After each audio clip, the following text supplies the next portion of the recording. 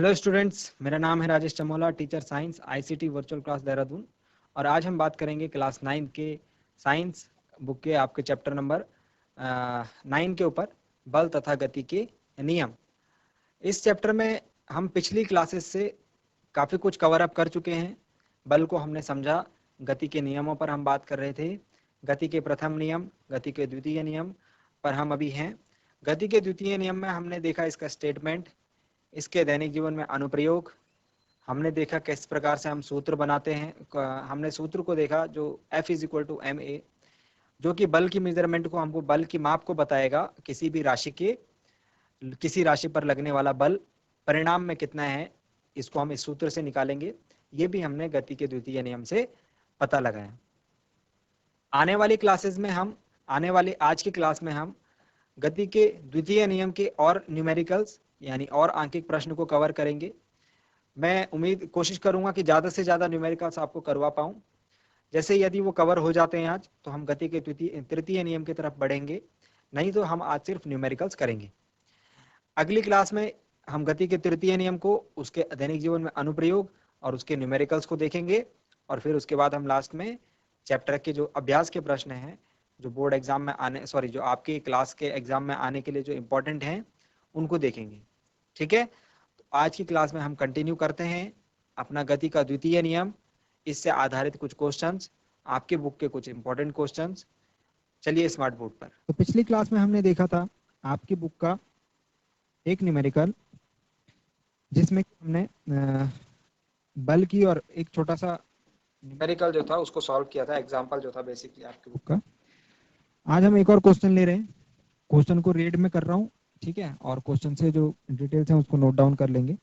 Question है, किसमें बल की अधिक आवश्यकता होगी? ठीक है, 2 किलोग्राम द्रव्यमान वाली किसी वस्तु को 5 मीटर प्रति सेकंड स्क्वायर की दर से त्वरित करने में, लिख लेता हूं, एक वस्तु ऐसी है 2 किलोग्राम की और उसको मैं 5 मीटर प्रति सेकंड स्क्वायर की दर से त्वरित कर रहा हूं। और दूसरी वस्तु है 4 किलोग्राम की और वो त्वरित है 2 मीटर प्रति सेकंड स्क्वायर की दर से। दोनों में से बताना है किधर ज्यादा बल लगेगा। तो ये द्रव्यमान हो गया और ये इसका त्वरण हो गया। इधर वस्तु का द्रव्यमान ये हो गया, त्वरण ये हो गया। हमको निकालना है बल किधर ज्यादा होगा। तो बल का जो सूत्र है सीधे सीधे F is equal to ma रख लेते हैं। F is equal to ma, mass की वैल्यू है यहाँ पर 2 किलोग्राम और त्वरण है 5 मीटर प्रति सेकंड स्क्वायर। तो यहाँ पर आ रहा है 2 5 10 न्यूटन। बल जो मिल रहा है हमें 10 न्यूटन का मिल रहा है। ऐसे इधर देखते हैं, F is equal to ma से द्रव्यमान है 4 kg और त्वरण है 2 मीटर प्रति सेकंड स्क्वायर, 4 दूनी 8 न्यूटन। किस स्थिति में ज्यादा बल लग रहा है? इस स्थिति में ज्यादा बल लग रहा है। और कितना ज्यादा लग रहा है? 2 न्यूटन ज्यादा बल लग रहा है। ठीक है, इधर 8 न्यूटन का लग रहा है, इधर 10 न्यूटन का लग रहा है। तो कितना ज्यादा हुआ? 2 न्यूटन ज्यादा बल लग रहा है। ठीक है ना? तो किस किस वस्तु को त्वरित करने के लिए अधिक बल की आवश्यकता होगी? इधर अधिक बल की आवश्यकता होगी। ठीक है, इस प्रकार से क्वेश्चन पूछा हुआ है। खैर ये एक आसान सा क्वेश्चन था। नेक्स्ट क्वेश्चन करते हैं। एक कार 108 किलोमीटर प्रति घंटे की गति से चल रही है। चलिए क्वेश्चन लिखते हैं। एक कार 108 किलोमीटर प्रति घंटे की गति से चल रही है और ब्रेक लगाने के बाद यह रुकने में 4 सेकंड का समय लेती है। कितने सेकंड का? 4 सेकंड का।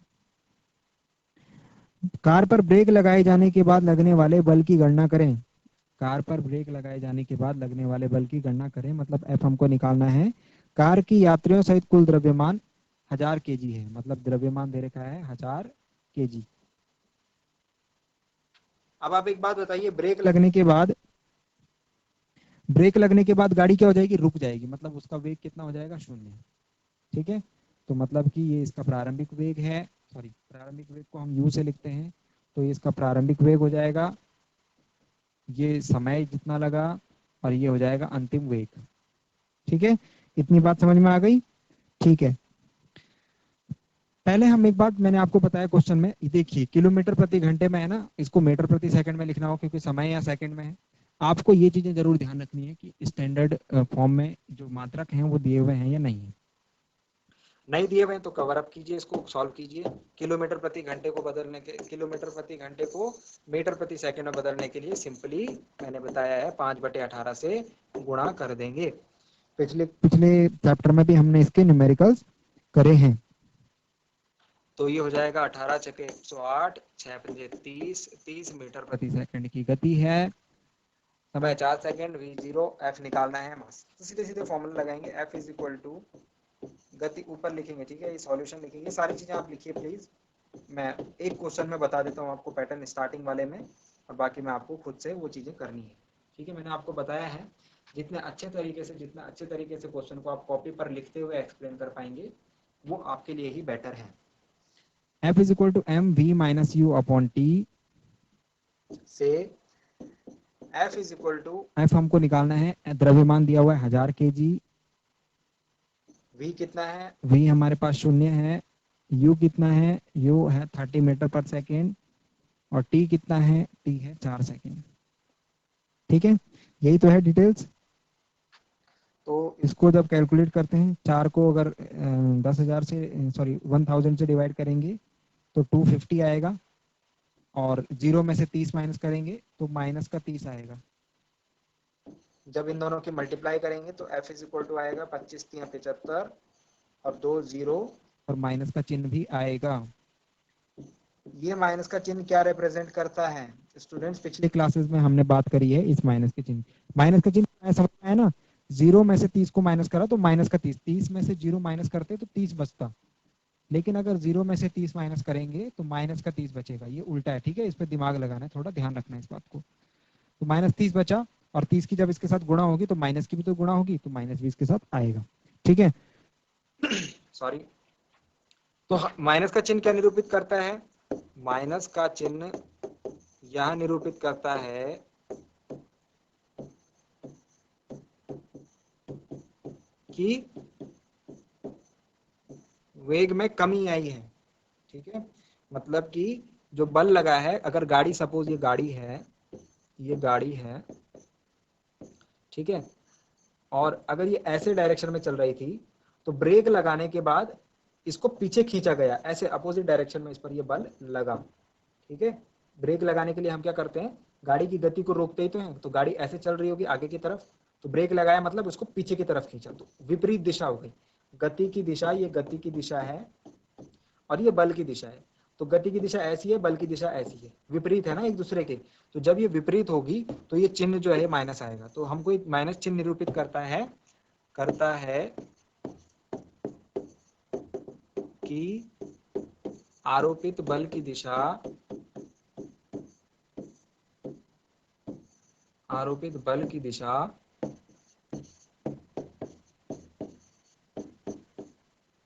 गति की, बस की गति की दिशा के, बस की गति की दिशा के विपरीत है।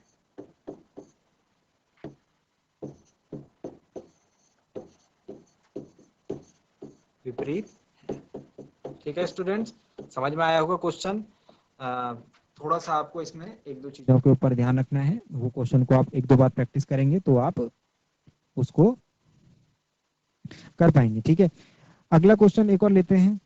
अगले क्वेश्चन में बात की जा रही है कि 5 न्यूटन का एक बल है, 5 न्यूटन का एक बल किसी द्रव्यमान m1 को 10 मीटर प्रति सेकंड स्क्वायर का त्वरण देता है। लिख लेते हैं, 5 न्यूटन का बल है, किसी वस्तु जिसका द्रव्यमान m1 है उसको 10 मीटर प्रति सेकंड स्क्वायर का त्वरण देता है, ठीक है।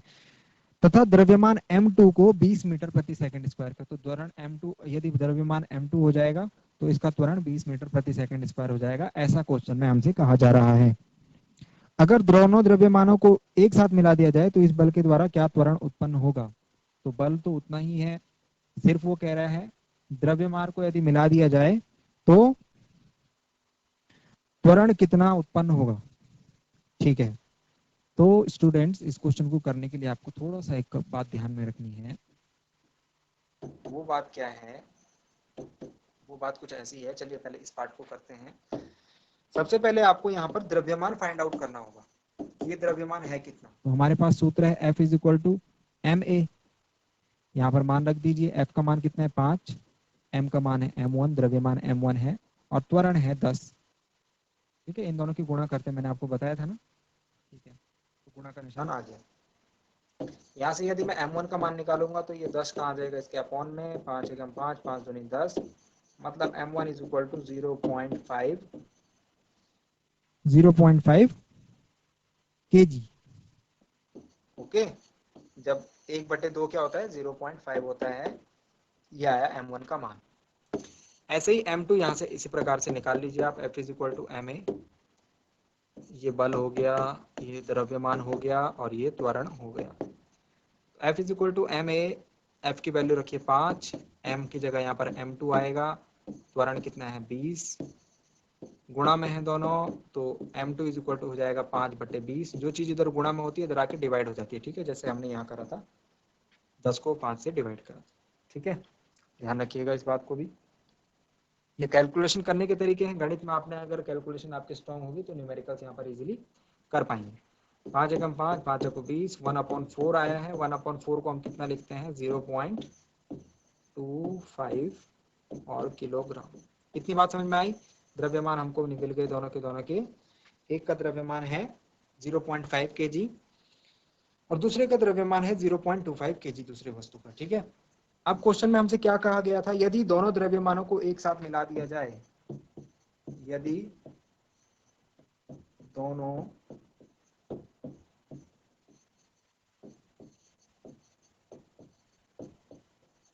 द्रव्यमानों को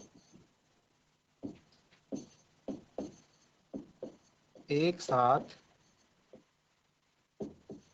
मिला दिया जाए, मतलब कि M1 और M2 को प्लस कर दीजिए आप। M1 और M2 को प्लस कर देंगे तो 0.5 प्लस 0.25, 0.5 में 0.25 जोड़ूंगा तो ये हो जाएगा 0.75। ठीक है, 0.75 किलोग्राम। अब हम इसको यूज करेंगे 0.75 किलोग्राम। कैसे यूज करेंगे, देखिए बल तो उतना ही है, बल हमने 5 न्यूटन ही लगाना है। द्रव्यमान कितना हो गया, द्रव्यमान हो गया 0.75 kg।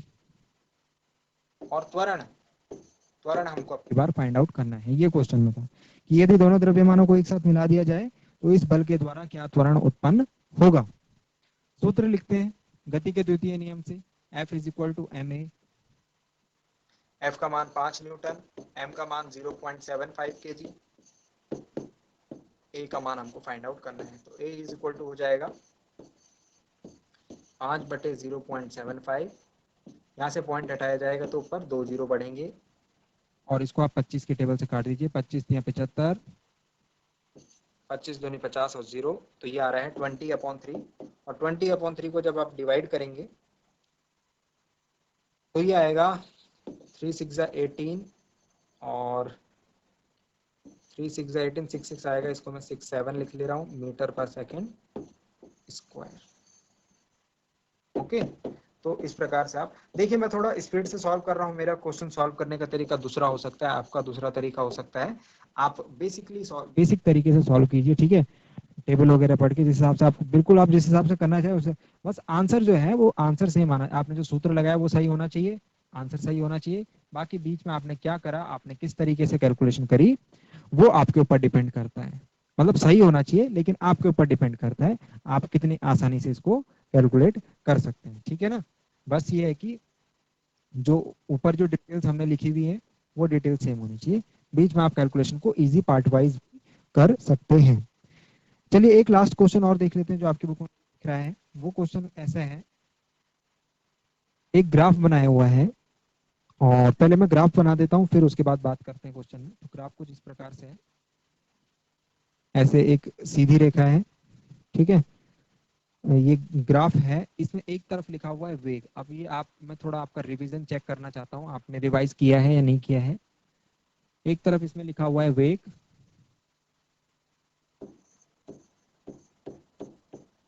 मीटर पर सेकेंड, और सॉरी सेंटीमीटर पर सेकेंड, सेंटीमीटर पर सेकेंड, और एक तरफ लिखा हुआ है समय सेकंड में। ठीक है। किसी वस्तु की गति होती है कुछ इस प्रकार से, ऐसे जो कलर है वो ऐसा है कर।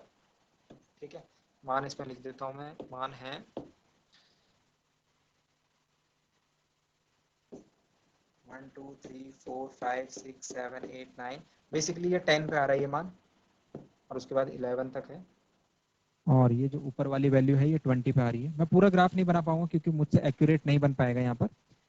आप इसको ग्राफ पेपर के ऊपर या फिर स्केल और पेन की हेल्प से बनाएंगे तो ये ज्यादा एक्यूरेट बन पाएगा। ठीक है, ये हो गया। मैं आपसे क्वेश्चन ये पूछूंगा, ये ग्राफ का नाम क्या है, इसको कौन सा ग्राफ कहते हैं? तो यदि आपको समझ में आ रहा होगा, एक तरफ वेग होता है एक तरफ समय होता है, तो इस ग्राफ को हम बोलते हैं वेग समय ग्राफ। याद है ना, हमने ये बात करी थी, वेग समय ग्राफ, दूरी समय ग्राफ आदि। चलिए, क्वेश्चन क्या है, एक लंबी मेज पर सीधी रेखा में जा रही 20 ग्राम द्रव्यमान की गेंद, लिख लेते हैं जो डेटा हमको मिल रहा है, 20 ग्राम द्रव्यमान की गेंद का वेग समय ग्राफ दिया गया है। ये वेग समय ग्राफ उसका है। गेंद को विरामावस्था में लाने के लिए मेज द्वारा कितना बल लगेगा? गेंद को विरामावस्था में लाने के लिए मेज द्वारा कितना बल लगेगा, ये क्वेश्चन हमसे पूछा जा रहा है। ठीक है, तो क्वेश्चन में आप समझिए, पहले द्रव्यमान हमको दिया हुआ है, द्रव्यमान को आपको कन्वर्ट करना पड़ेगा। हमको ग्राम में दिया हुआ है, ग्राम को किलोग्राम में कन्वर्ट करने के लिए 1000 से भाग करते हैं। तो ये हो जाएगा 2 1 2 250 1/50 किलोग्राम।